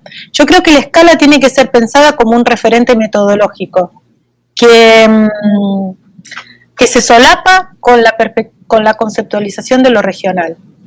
¿Por qué digo que se solapa? Digamos, porque es un instrumento que nos va a poder permitir comprender esta lógica de lo general y lo particular, y también pensar en la región desde una forma plástica, pensar en la región y pensar en lo local de una forma plástica, y ver también en clave de qué comparamos.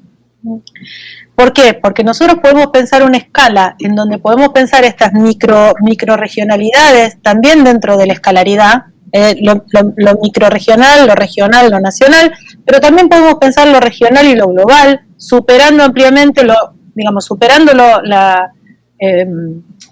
como un nivel comprensivo lo nacional, y también eludiendo estos espacios más pequeños.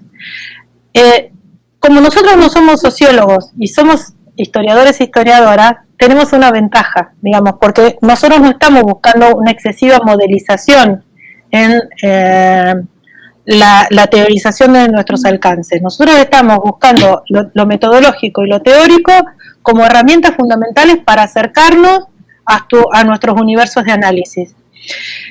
Y desde esa base empírica que nosotros analizamos, extraemos, volvemos, es decir, hacemos la investigación y volcamos entonces las transformaciones conceptuales. Me parece que el ejercicio de nuestra disciplina en el campo de las ciencias sociales nos permite hacer este juego, de ir con conceptos muy claros para abordar la investigación, pero también ser capaces de ser muy eclécticos en el sentido de apropiarnos y referenciar. Y yo a mis alumnos siempre le digo lo que significó un concepto como experiencia en Thompson. Thompson no lo elabora previamente, lo elabora sobre la base de esos estudios magníficos que él hace durante la década del 60 y del 70, o estoy pensando, para salir, digamos, de la historiografía británica, en Maurice Agullon con la sociabilidad, ¿no? Como él, por ejemplo, Agullon resignifica hasta el propio concepto de sociabilidad que él elabora en los años 60 y dice, no, ya no es más un sistema. Acá estamos hablando de relaciones. Entonces, me parece que los historiadores e historiadoras tenemos que tomar esa ventaja y hacernos fuertes en ella y no pensarlos en la debilidad. Así que bueno, esa es. Hay más dos preguntas acá que voy a hacer en bloque, porque sí, cómo no. El tiempo ya se avanza. Ya estamos. Pues de mi parte me quedarían acá por el día entero, pero yo sé que tenéis otras cosas para hacer. Hay una pregunta acá que ya está parcialmente contestada, que es la diferencia entre la región y el territorio, que creo que está parcialmente contestada, pero si quisiera podrías contestar un poco más. Y hay una otra en acá, que ¿cuáles son las variables que deberíamos considerar en la historia regional cuando estudiamos una comunidad, por ejemplo? Creo que hay algo que ver con lo que dice Luis González, de la especificidad de una comunidad para acá. ¿Cómo piensas? Bien, la cuestión de lo territorial, digamos, en un inicio lo territorial estaba muy presente, estoy hablando en los presupuestos, es decir, lo territorial aparecía. Eso se abandonó durante varios años y ahora hay una vuelta al lugar, ¿no? Esto que yo expresaba, hay toda una comprensión de que el lugar también nos sirve y que el lugar se debe definir en estas claves. En la clave de lo regional, pero también en las delimitaciones, en la comprensión de lo geográfico, de lo natural, podríamos decir, pero también de lo administrativo, y también ponerlo en la clave de lo escalar. Es decir, que hay como pensar lo territorial no en términos duros, no en términos, bueno, voy a hacer una historia del Estado, es decir, sino contemplarlo también como una de las variables fundamentales para poder definir la investigación de lo regional. Y el tema de la comunidad, bueno, esta cuestión también es importante, digamos, porque hay una de las cosas que estaban en el título y que siempre nos rodean, que es estudiar lo cercano, ¿no? Y estudiar lo cercano es muy importante y tiene que ver con la perspectiva de lo regional y local. No solamente en términos de, porque estamos cercanos en términos materiales a nuestras fuentes, que es verdad, sino también porque estamos cercanos a esos sujetos sociales, estamos cercanos a otras modalidades de fuentes que no son las escritas, estamos pensando también en todo lo que es la perspectiva de lo simbólico, pero también lo que se puede rastrear a través de la historia oral o la historia a partir de las imágenes fijas o en movimiento. Es decir, hay amplios corpus documentales que no son exclusivamente los escritos. Yo justamente ahora estoy trabajando con un grupo de estudiantes, digamos, de la carrera, que tuve que dar una asignatura el año pasado, y la experiencia fue magnífica en pandemia, porque como era una unidad electiva de metodología y no podíamos ir a los archivos por causas obvias, trabajamos sobre fotografías de archivos familiares, ¿no? Y tiene mucho que ver con la comunidad, es decir, ¿por qué? Porque son archivos sumamente frágiles porque pierden su contextualidad muy rápido, son archivos que quedan marginados del uso historiográfico porque no se los contextualiza y no se los recupera, porque las personas que lo construyeron los van olvidando, van muriendo y su descendencia no puede datarlos y muchas veces ni siquiera los considera importantes como acervo historiográfico. Eso es un buen ejemplo de cómo pensamos la comunidad. La comunidad también se piensa en el problema que estamos enfrentando y en los índices de empatía que con la que gestamos. Es decir, nosotros muchas veces se confunde algo que a mí me parece central en lo metodológico. Los investigadores e investigadoras debemos ser objetivos, porque es uno de los presupuestos de la ciencia, pero no somos neutrales. Y eso tiene que estar claro. Estamos parados en un lugar, no solamente espacialmente, sino ideológicamente, políticamente, historiográficamente, teóricamente. Y eso no se puede dar cuenta, si no parece que somos cirujanos asépticos, ¿no? Entonces, esto de estudiar una comunidad también nos involucra, es una decisión historiográfica, es un gesto metodológico estudiarlo, y la historia regional tiene muchas herramientas muy atractivas para poder comprender esa comunidad. Moisés usó el ejemplo de Luis González, Pueblo en Vilo, microhistoria de San José de Gracia, que se convirtió en un bestseller, y se convirtió en un bestseller justamente porque Luis González, además de un texto que tiene 50 años, creo no equivocarme con la fecha, es decir, mucho tiempo, no duda en poner en la introducción que está escribiendo la historia de su pueblo, de su lugar, y desde ese lugar, desde esa comunidad, lo construye y construye una obra muy significativa para la historia mexicana en su conjunto, para la historia regional mexicana y también para la historia de la revolución, porque tiene sus particularidades. Entonces, para estudiar la comunidad tenemos que tener estos presupuestos. Además hay una cuestión, la historia regional es un andamiaje para comprender lo teórico y lo metodológico en el acercamiento al problema, pero nosotros también podemos hacer, digamos, tenemos que cruzar otras variables, que podemos hacer historia política en clave regional, podemos hacer historia económica en clave regional, podemos hacer historia sociocultural en clave regional, ¿sí? Y eso hay que entenderlo, y por lo tanto, estudiar una comunidad más desde una perspectiva antropológica es totalmente viable. Y ahí retomo otra cuestión, que es la perspectiva de lo interdisciplinar, porque si no siempre lo enunciamos y después lo eludimos. Es decir, la historia tiene una gran gimnasia como disciplina en ser en invocar, digamos, en auxiliarse en otros campos científicos. Entonces, eso es más que interesante. Professora, a senhora conhece a assertiva de José Fontana? Ah, sí. Que é El Cenário de la História, que é uma perspectiva interessante, que há uma tendência nossa, não nós historiadores, mas nós pessoas comuns, de entender que a história está ali solta se deu, caiu, né, de uma nuvem, caiu de um poste, caiu de uma árvore, né?